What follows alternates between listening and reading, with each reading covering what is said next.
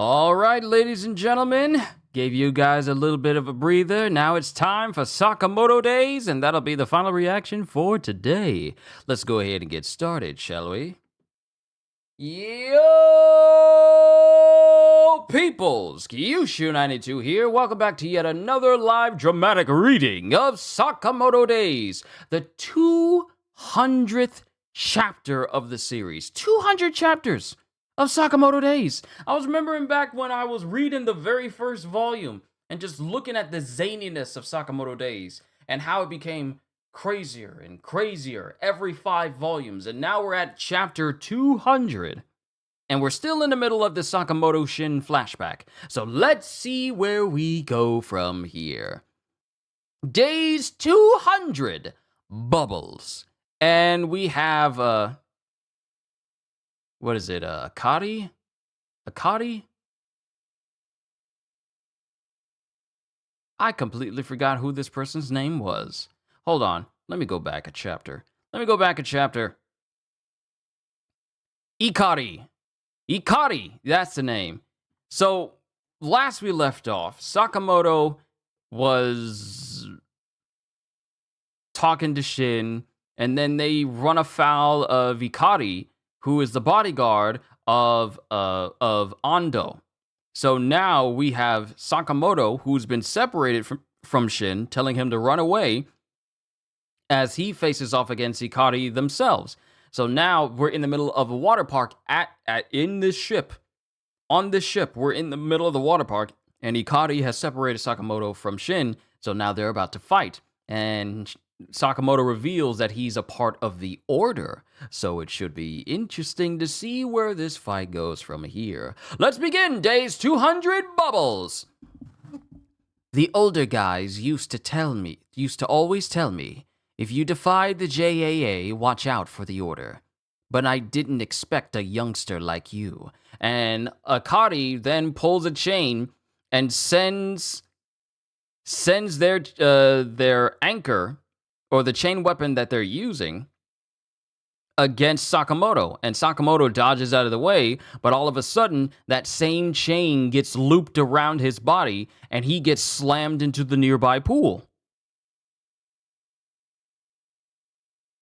And not only does he get slammed into the nearby pool, he is also somehow looped around the ladder that is in this pool. So he's around this ladder, and he's chained up to it, and he's trying to break the chains, but he can't just easily break it.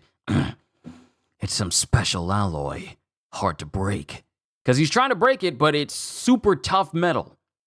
And it shows Sakamoto at the bottom of the deep end of this pool, while Ikari's already in the water going, capture complete.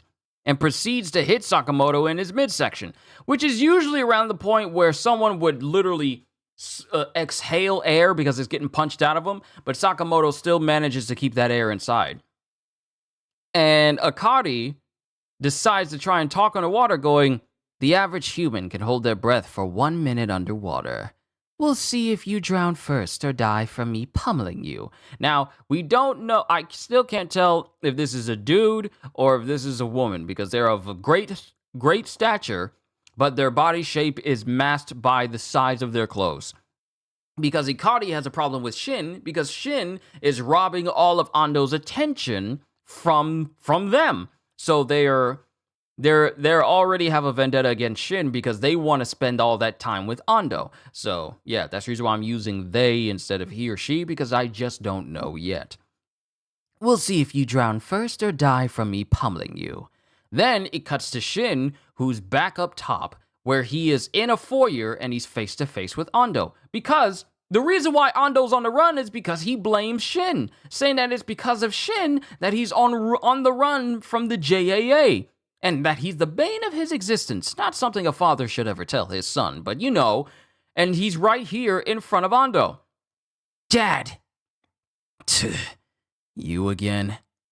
There's a C4 bomb in the engine bay down below, right? I've planted another bomb on this ship. If I die, it explodes. You can't kill me. How did you... When I tell that assassin where the bomb is, he'll disarm it in a heartbeat. Then you'll have nothing to protect you. You think you can threaten me, you little snot? Shut up! Your life is in my hands! I came here to decide whether or not you deserve to die.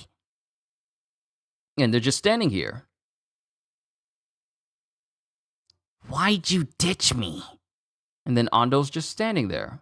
And then he goes, you, well, he uses another word, which I can't use because I don't use profanity. You idiot. I didn't ditch you. I didn't ditch you. I let you escape. At the time, I was running the JA's orphanage. I didn't have time to raise my own kids, so I entrusted you there. So at the time of Shin being, this young, his father was running Alkamar. At the time, I was running the JA's orphanage. I didn't have time to raise my own kid, so I entrusted you there. The JA's orphanage? That was the front. In reality, it was a brutal place where they cultivated assassins. The goal was to raise top-notch killers. The training produced corpses left and right. You should be grateful. If you'd stayed there, you'd be dead for sure. I don't understand all that. But I guess he didn't ditch me then. I knew it. My dad really loves me. So that means you saved me, right? Hard to say. As Ando literally pulls his gun back as he prepares the bullet, and he aims it directly at Shin. The JAA's after me for letting you escape. My life's a disaster now. Honestly, I regret it. I'm fed up. But now, I can purge that regret. So because he let his son escape from Alkamar, the JAA basically just distanced themselves away from him completely. He lost everything because he let his son escape from Alkamar. And now he's all like, if I can kill my son, maybe that'll purge that regret I have. And then because he's aiming at his son. And then it cuts back to underwater, where Sakamoto is still chained up to the ladder, where Ikari is staring at him. Darn it, I've been wailing on this guy for 3 minutes now. It's true what they say about the Order. And then it shows Sakamoto aiming a gun at Ikari. A gun? Dream on, water has 800 times the resistance of air. A bullet's force and speed is way reduced. You can't hit me at this distance. And while Sakamoto is aiming at Ikari, he closes his eye. And he lets out all the breath in his lungs. Son of a... There's no water resistance in the bubbles. And as he Sakamoto's smart. By breathing out all these bubbles, he creates a line of bubbles that have absolutely no air resistance, and he fires his gun straight through it. In doing so, the bubbles reach Ikari's shoulder, and a bullet goes straight into them. So, man, Sakamoto's busted. Oh, you think I can't shoot you underwater? How about I breathe a line of bubbles where the bullet can go through the bubbles and then hit you directly in the shoulder? And because of that, it causes Ikari to forcibly let go of the weapon that was holding them down, and they get up to the surface. I underestimated him. Who'd have thought he'd sacrifice his last breath? But then it shows someone stepping out of the pool with his nice dress pants and his nice shoes, and Ikari looks back just in time. Well, Ikari looks back in the wrong direction because Sakamoto moves so fast the water's still trailing off of his body. Ikari looks to the left, but Sakamoto is already next to Ikari and punches Ikari straight into an upward water slide.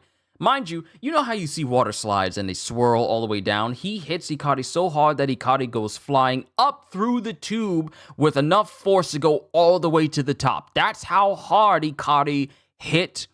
That's how hard Sakamoto hit Ikari just now. Whew. So when Ikari skids to a halt, they're looking through the tunnel, wondering when Sakamoto is going to come through. Then all of a sudden, Sakamoto comes flying through the tunnel faster than they can actually react. Because Sakamoto, after kicking Ikari, Sakamoto started bolting and started rushing up this tube with such speed that Ikari did not have enough time to dodge getting kicked in the head. And then Sakamoto just repeatedly beats up on Ikari over and over to the point where the force of his blows dislodges the tube they're in, and they just go flying.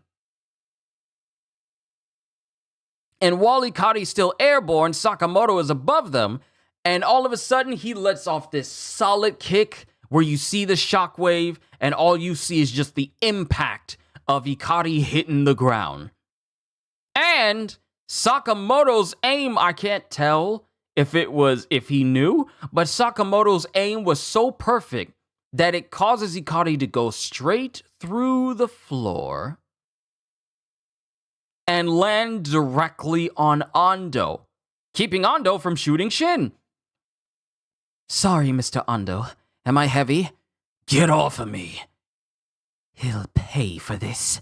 I'll cream that guy. And then Shin is just looking like, What happened to you? Nothing. Just took a little dip. And then Sakamoto's just standing there right next to Shin. Sakamoto saying nothing, just took a little dip, rings the same energy of like, what happened to you? Nothing at all. Nothing happened. Nothing at all. Just standing there after engulfing himself in in Luffy's pain bubble that Kuma pushed out. That's how Sakamoto is standing here at the end of this chapter. Ooh, okay. Okay. So with this chapter, it does. Shin knows. Yeah, he knows. He knows exactly what happened. He can read minds. Because you see his eye, and when he's reading minds, his eyes go white with like a black outline. When it's normal and he's not reading minds, it's just literally black pupils. So he knows what's going on, either by reading Ikari's mind or Sakamoto's mind. One thing I need to look up: Sakamoto, Ikari, Sakamoto days.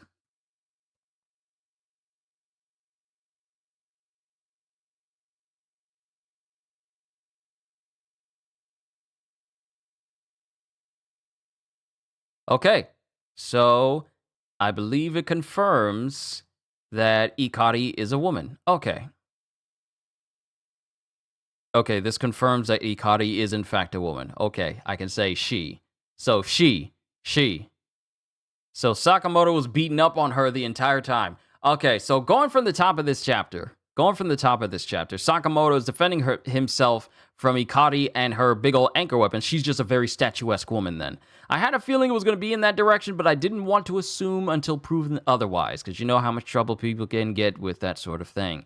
But she wraps up Sakamoto in a chain and chains him underwater in the hopes of drowning him with her extra durable chains, and she starts beating up on him. Then we cut back to Shin, where Shin has found out where that other C4 bomb is, which he's going to tell to Sakamoto if the answer that Ando gives him was unsatisfactory. We find out that the reason why Ando abandoned his son was essentially he was running Alkamar the entire time. You know, the same place that managed to produce their perfect assassin Tenkyu, who is currently, when you think about it, ain't it funny how the person running Alkamar, their son would later in life beat Alkamar's one and only assassin success?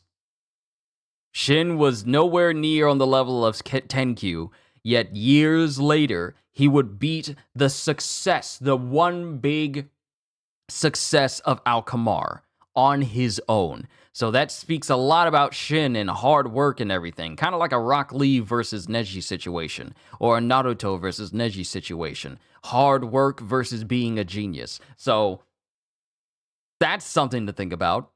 But we find out that he said that he didn't have enough time to look after his own child, so he basically just left him at Alkamar. Worst dad of the year goes to Ando, enrolls his kid in a death training orphanage that he knows about. Exactly. He's running the place, and he leaves his kid there. He was in charge of running this death orphanage, saying that corpses were piling up left and right. The training produced corpses left and right. People died consistently. Children died consistently at this place. And he just left his child there because he says, I don't have time to look after my own kid, so I'm going to leave him in this orphanage that trains assassins, and the bodies pile up daily. And he just left his kid there. Horrible father. He's the exact opposite of Sakamoto. Mind you, at this time, I don't think he met Aoi. I don't think Sakamoto met Aoi at this time. I think that would be a little later on. So you have the world's best dad, which is Sakamoto, going up against the world's worst dad, which is Ando. He just leaves his son at the orphanage and saying, like, it's because I let you escape that the JAA has decided to do away with me, and I've lost everything. The JAA's after me for letting you escape. My life's a disaster now. Honestly, I regret it. I'm fed up, but now I can purge that regret. Then we get back to Ikari, who is surprised that Sakamoto has managed to last this long against her. And when Sakamoto aims a gun, she's all like, what? Dream on. Water has 800 times the resistance of air. A bullet's force and speed is way reduced. You can't hit me at this distance. And Sakamoto, using the last bit of breath in him, mind you, the average human can survive a minute underwater. Sakamoto is not average because it's been 3 minutes. And this is also Sakamoto after getting beat up by Ikari while they're both underwater. And he's been under there for 3 minutes and he's still just as calm as collected. So, using the last bit of air he has in his lungs. Both sound horrible, to be honest. Sakamoto and Ando?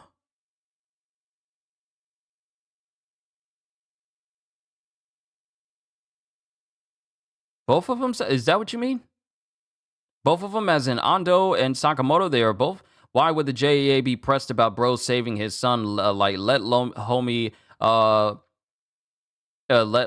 enjoy some nepotism. See, here's the thing, though. The JAA, with their strict rules, I'm pretty sure they don't want anyone getting out of Alkmaar because anyone who gets out of Alkmaar is seen as a liability to the JAA. And that includes one's own children. I feel like the way the JAA works is basically like the world of assassins, where no business can be conducted on continental grounds. The world of assassins in John Wick. There can be no business conducted on continental grounds. And in the world of the JAA, if you are in Alkmaar, you stay there until we let you out or we kill you. And if you somehow get out, then you and everyone you know affiliated will be reprimanded in the most severe and deathly way possible. So, I feel like the JAA, they don't cut corners. The only exceptions to, like, having people live their life in some sort of way or fashion is basically the chairman's wife and daughter, which we've seen from before. But other than that, I wouldn't say it's no holds barred because there are some stipulations.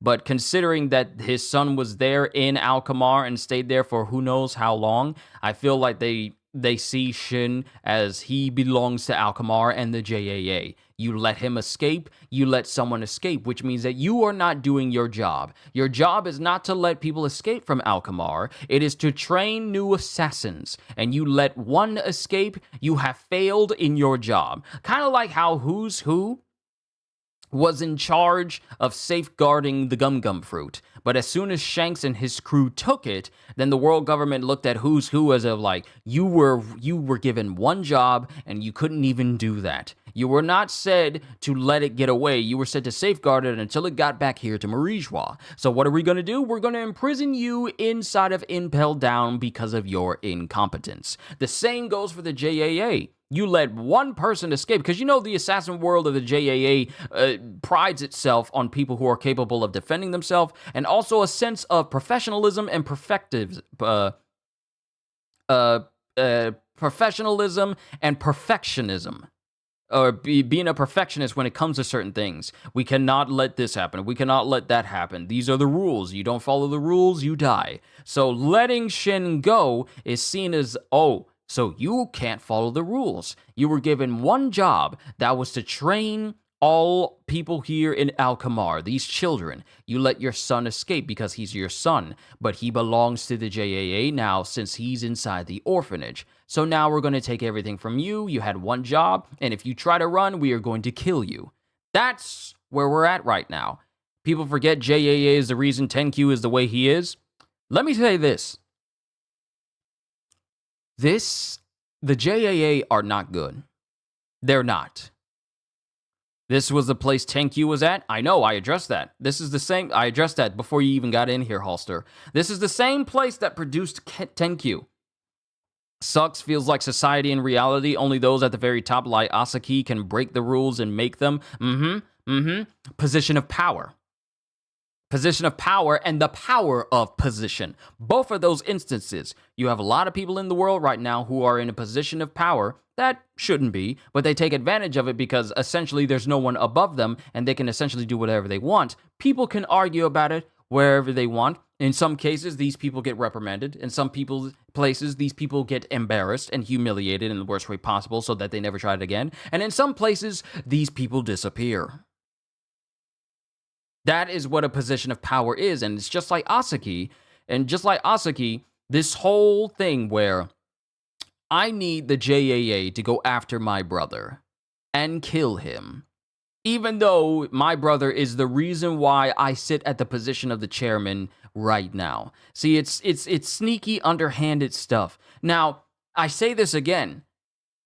All the stuff that the JAA does, they are not good. Especially with Asaki as the chairman. He literally led the revolution against the previous chairman and attempted to take his wife and daughter hostage so he could take his place.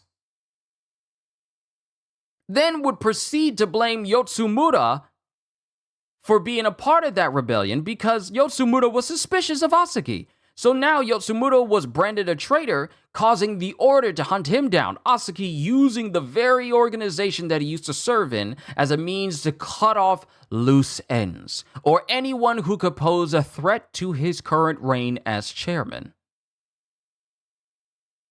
Even after Nagumo did everything he could as an order member, because he was helping Sakamoto, Nagumo has been branded a traitor. Kill on sight. We can't have anyone being wise to what I'm doing here as chairman. The JAA is not good. They are essentially like the world government of assassins. The world government of assassins, essentially. The world of John Wick, if there was no John Wick to keep him in check, save for Sakamoto. Which is why Sakamoto is looking to bring down the JAA and open up a whole chain of Sakamoto stores, which is a good prospect to have. I'm not here to be the top dog in the JAA so we can continue. I'm here to get rid of the JAA so I can create brand new stores for myself. That's ambition. So the JAA is not good by any means. Not even a little. Do they have wonderful benefits? Yes, they do. Capable of keeping a person who's been in a coma for 8 years going because of the funds and the support. But ever since Nagumo got kicked out, yeah, all that support went away. All of that, those funds went away. Those free bucks, those free dollars, the free mullahs is gone. The JAA are not good at all. That's why I understand Slur's gold. It's funny the JAA trained orphan assassins to be in the order, yet there's no one from Alkamar in the order. Exactly. The reason why there's no one in Alkamar in the order is simply because Uzuki made friends there. And anyone from Alkamar is seen as a liability. Remember, Alkamar is no more anymore. It's burnt down. Because Alkamar became a liability the moment Uzuki took over. The moment Uzuki went there and massacred the staff and freed his friends, Alkamar became a liability. And anyone even remotely affiliated, think about this, anyone even remotely affiliated with Uzuki in any way were either tried to be killed off, they disappeared, or, in the case of Tenkyu, imprisoned in a way that they could never get out and be a thorn in the JAA side. So yeah, you can understand Slur's goal is to get rid of the JAA because everything that went wrong with his life is because of Asaki. And as long as Asaki sits at the throne of the JAA, things are not going to be good for anyone. Sakamoto and his family are at risk because the order has orders to kill them. Sakamoto, Shin, Nagumo. You got members of the order who think it's fine to take hostages, such as Torres taking the wife and child hostage, even though Oki says that goes against the rules, just focus on killing Sakamoto. But with Asaki at the reins, the lives of Sakamoto and company are never going to get better. The JA is not good. So back to this backstory.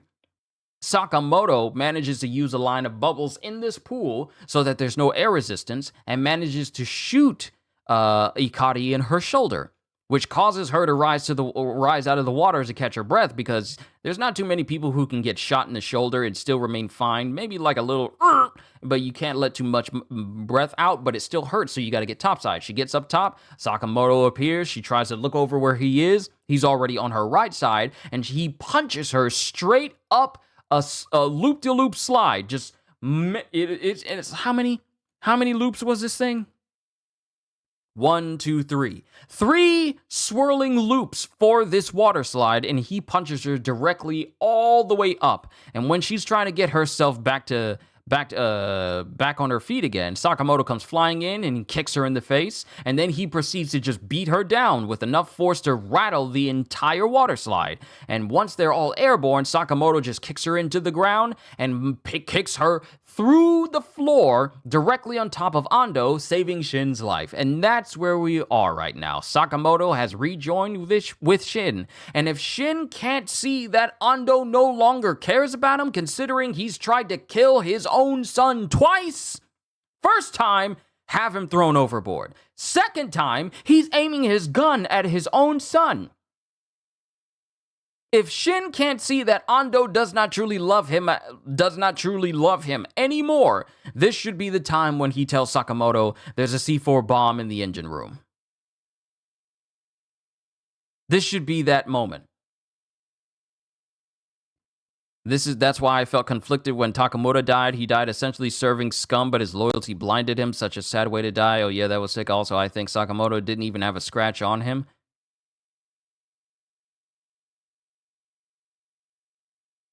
Yeah, Sakamoto does not have a scratch on him at all. If you're talking about his fight against Hikari and he's fighting her, he does not have a single scratch on him. Meanwhile, Hikari is beaten up repeatedly, and you see blood flying out of her mouth, and then she gets kicked directly on top of Ando, and you see her bleeding from her head and bleeding from her mouth and nose. Sakamoto doesn't have a single scratch on him. His clothes are just wet. His clothes are just wet. That's it. Yeah, you was? Okay. Just thought I'd clarify.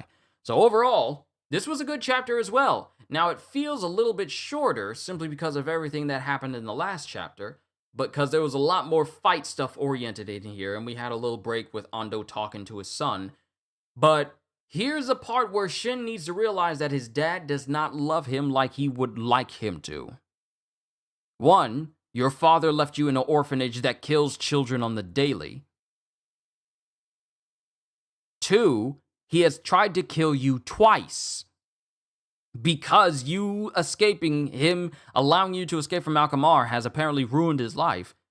He has tried to kill you twice. He's had you thrown overboard, saved by Sakamoto. He tried to shoot you, once again, saved by Sakamoto. If you can't understand that your father does not truly love you like you would like for him to at all, then I don't know what else to tell you. But I feel like this may be the moment where Shin starts to realize that this is true. That his father doesn't love him. The moment you aim a gun at a family member because you're tired and you're fed up and their only regret is that they didn't kill you off already, that's not a family member. That's an enemy. And you know what Sakamoto does to enemies, because this is Sakamoto before he said no to no killing. This is Sakamoto before he said no killing. Mind you, we need to figure out a way to bring down Ando without bringing down the entire ship that's out at sea right now. Because who knows how much longer we have until... I keep forgetting that this is before he was married. Exactly, yes. This is Sakamoto before he said no killing to his then wife. This is Sakamoto who would kill people. This is a Sakamoto who is not afraid to bury the hatchet in your nervous system. So, while One Piece is going on break next week, we get another chapter of Sakamoto Days next week. So I can't wait to... I really want to see what happens now that Shin realizes that everything he's been fighting to find out, ever since he first met Sakamoto, trying to get info on Ando, and now he's here in front of him, and Ando just tried to kill him. I really want to see where Shin's state of mind is at once things start to clear up. I really want to see where his state of mind is at, and what really prompts him to become a good friend of Sakamoto, which would then turn into just full-on bros later on in life. And then cut back to the present, where we're still dealing with the matter of Tenkyu having a collapsed lung and Sakamoto's trying to save his life. Because remember, that's still happening in the present. Tenkyu is still bleeding internally, and Sakamoto is trying to save him. That's the thing. Shin knows where the bomb is. This is Shin's time to step up and either tell Sakamoto where it is and fight Ando, or maybe disarm it while Sakamoto fights Ando. See, that's one thing he can do. Sakamoto is capable of defending himself against Ikari, and I'm pretty sure that Ando doesn't have any trick up his sleeve that allows him to contend with Sakamoto evenly. I doubt it. So this could be the moment where Shin shines, where he has to go and disarm the bomb, or at least get it away from the ship so it doesn't do any lasting damage once it explodes, and then Sakamoto can deliver the coup de grace. So we'll have to see. Tenkyu dying, Sakamoto, story time. Yeah, Tenkyu is slowly dying right now because of his internal organs being messed up because of Shin, but we got enough time to do a flashback. One thing I love about flashbacks is that in accordance to perception of time in manga and anime, you can have an entire storyline worth 10 episodes, and it just cuts back to the present where only a couple seconds have passed. Don't you just love how time works in flashbacks? It's not like days have passed in comparison to the flashbacks itself. It's just mere seconds have passed in comparison to the flashback itself. Mere seconds, and we can get right back to where we left off. Still curious about how Heisuke's holding up with Torres, since Torres is still trying to take Atari. So we'll just have to see then. Overall, I like this chapter. I thought it was well done. But I'm done, ladies and gentlemen. Family is here, and it's time for food. All I can say to you is, hope you all enjoyed. Can't wait to see you all in my next video. Like, comment, and subscribe if you haven't already, because I am always looking forward to entertaining you. So have a fantastic day. And once again, as always,